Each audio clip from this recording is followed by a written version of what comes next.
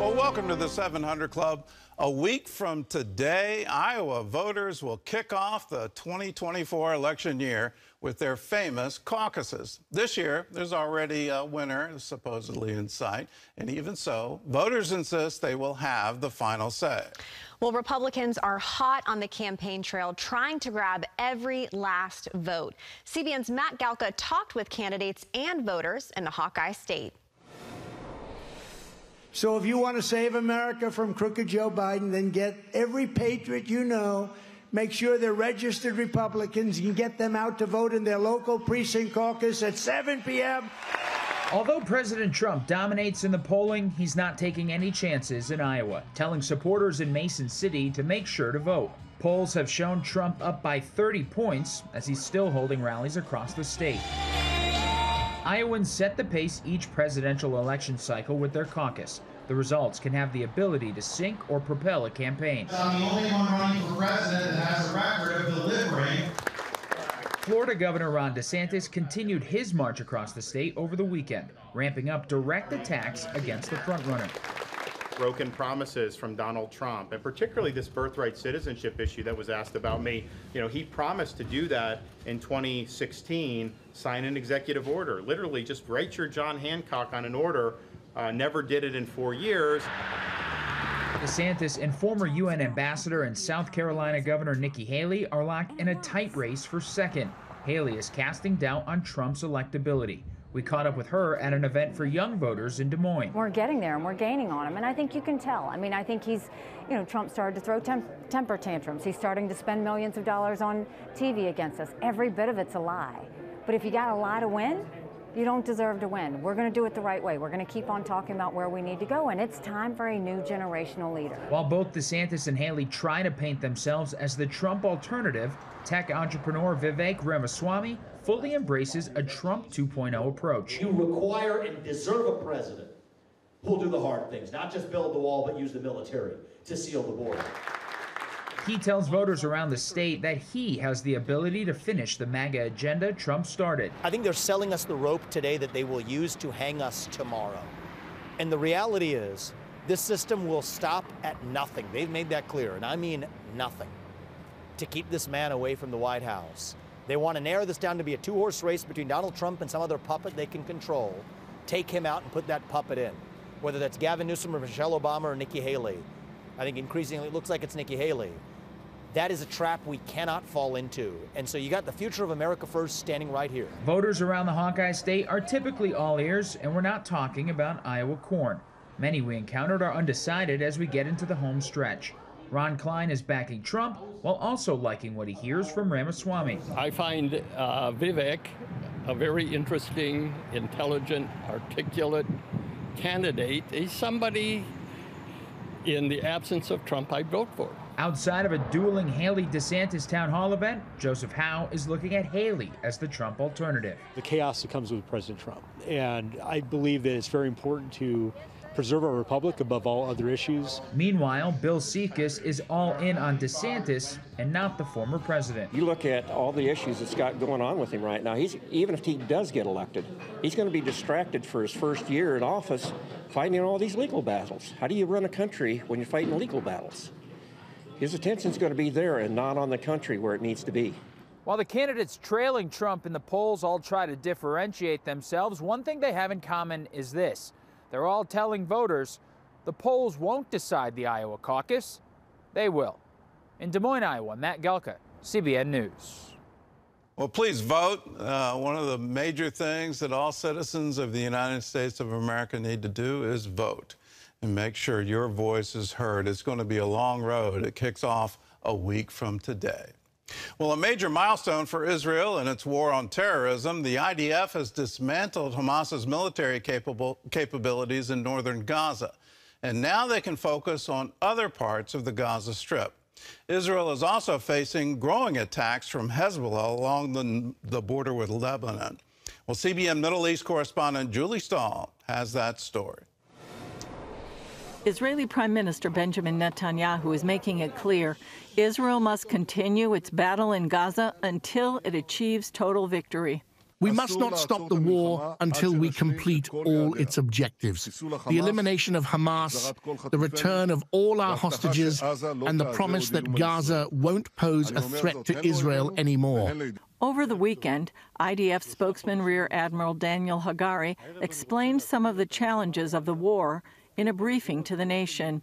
He says one of the main goals is dismantling Hamas. Hamas battalions use a complex underground system with infrastructure to manufacture weapons, war rooms, command and control centers, and the capability to launch rockets from above and below ground. The terrorists move between different areas in the Gaza Strip using this infrastructure, allowing them to do so covertly. Hagari said there are 5 objectives: eliminating Hamas commanders, ground combat against the terrorists, gather intelligence from computers, maps, communication devices, locate and destroy rockets, weapons, and sites where they are manufactured, and destroy the underground infrastructure.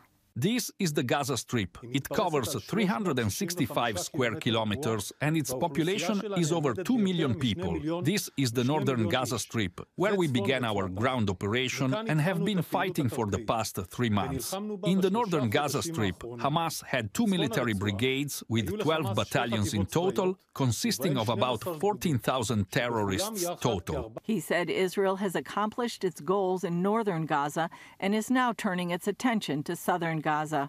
Israeli troops located a 320-foot-long strategic tunnel shaft leading to a weapons production site. The IDF says their forces found proof that under Iranian guidance, Hamas terrorists learned how to operate and build precise components and strategic weapons and gain technological knowledge in the field. They shared images of what they said was a rocket engine and a Hamas-developed warhead of a cruise missile. And Hamas wants its ideology passed along to the next generation. In an interview with NBC's Meet the Press, Israeli President Isaac Herzog revealed the discovery of a document detailing Hamas's plan to host and train children in summer camps to hate Jews, promote religious extremism and violence, and make them the terrorists of the next generation. It's a brochure, which is a directive by the commanders of Hamas as to how to manage summer camps for children in order to disseminate the values of jihad. It says it clearly, to disseminate the values of jihad and the values of the resistance, meaning terror, and how to make it a militarized society. And U.S. Secretary of State Anthony Blinken has been traveling throughout the Middle East before arriving in Israel. He's expected to press for a shift to lower intensity fighting as he warns that the fighting could spread beyond Gaza. Israel is indeed warning of another war in the north as Hezbollah marked the 3-month anniversary of the war by stepping up its attacks. Israel retaliated, striking what it called significant Hezbollah military assets in a compound used by Hezbollah's surface-to-air missile unit.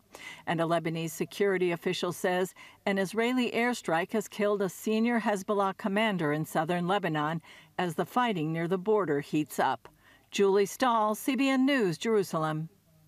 Well, this fighting will likely last for months. That's the prediction of the Israeli government and the IDF.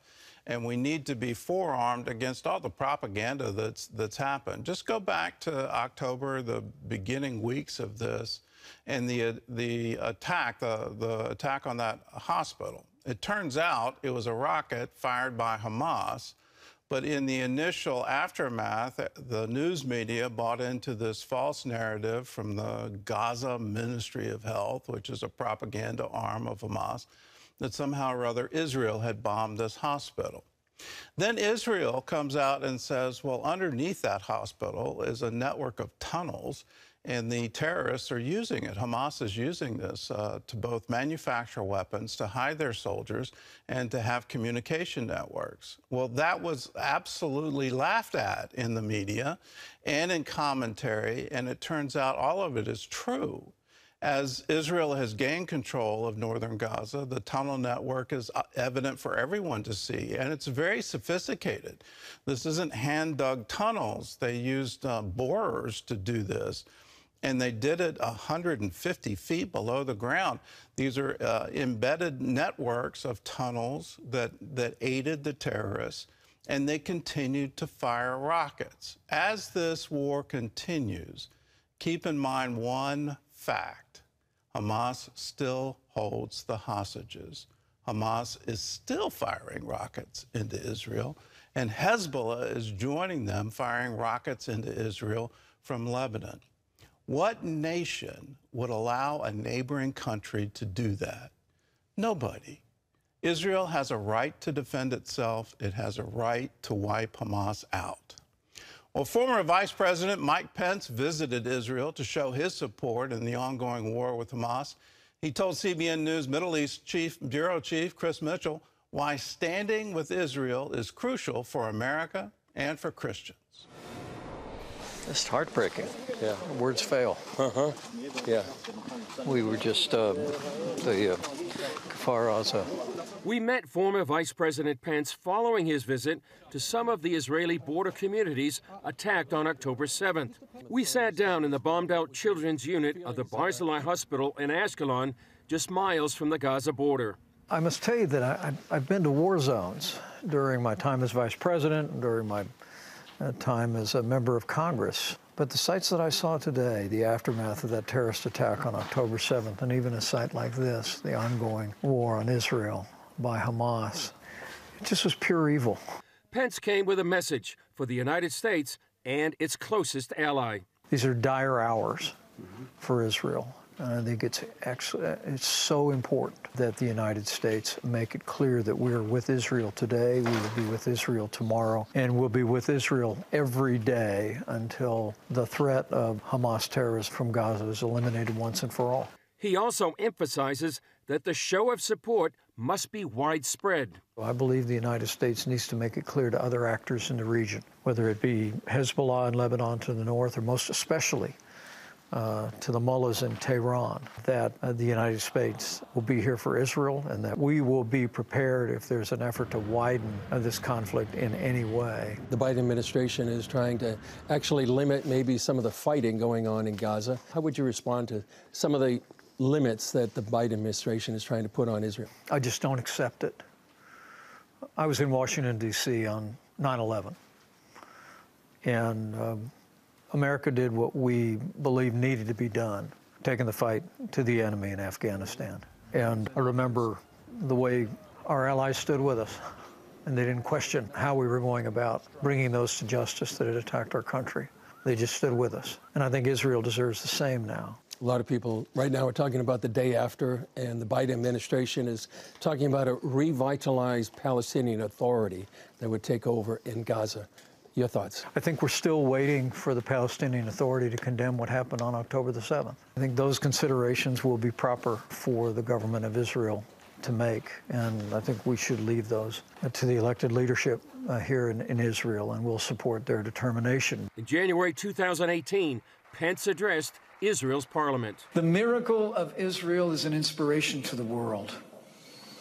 And the United States of America is proud to stand with Israel and her people as allies and cherished friends.